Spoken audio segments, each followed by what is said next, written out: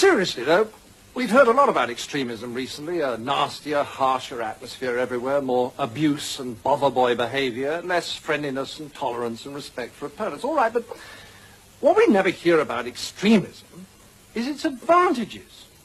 Well, the biggest advantage of extremism is that it makes you feel good, because it provides you with enemies. Let me explain. The great thing about having enemies is that you can pretend that all the badness in the whole world is in your enemies, and all the goodness in the whole world is in you. Attractive, isn't it?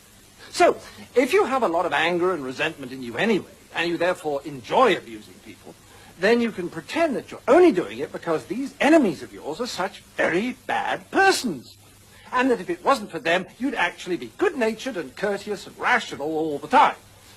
So, if you want to feel good, become an extremist. Okay, now you have a choice. If you join the hard left, they'll give you their list of authorized enemies.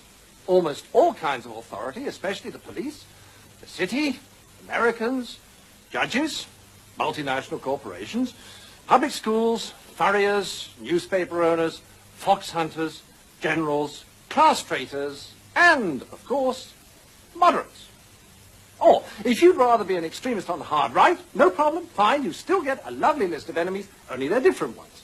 Noisy minority groups, unions, Russia, weirdos, demonstrators, welfare sponges, meddlesome clergy, peaceniks, the BBC, strikers, social workers, communists, and, of course, moderates. And upstart actors. Now, once you're armed with one of these super lists of enemies, you can be as nasty as you like, and yet feel your behaviors morally justified. So you can strut around abusing people and telling them you could eat them for breakfast, and still think of yourself as a champion of the truth, a fighter for the greater good, and not the rather sad paranoid schizoid that you really are.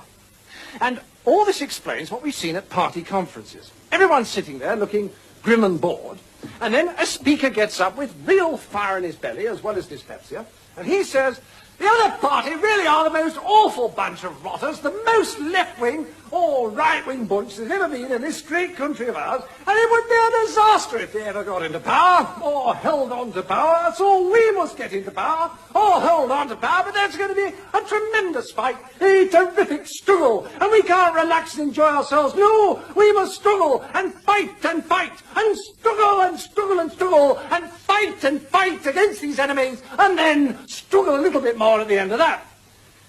And then the speaker goes and sits down, and there's a lovely warm glow throughout the hall, as if they'd all had tea and crumpets. And everyone looks relaxed and happy and simply radiant with goodwill. Although, if the speaker had said, "We must all have lots of fun and be nice to each other and cooperate in solving problems," they'd probably have lynched him, or deselected him, or taken all his directorships away. Because attacking our enemies always makes us feel good and excited.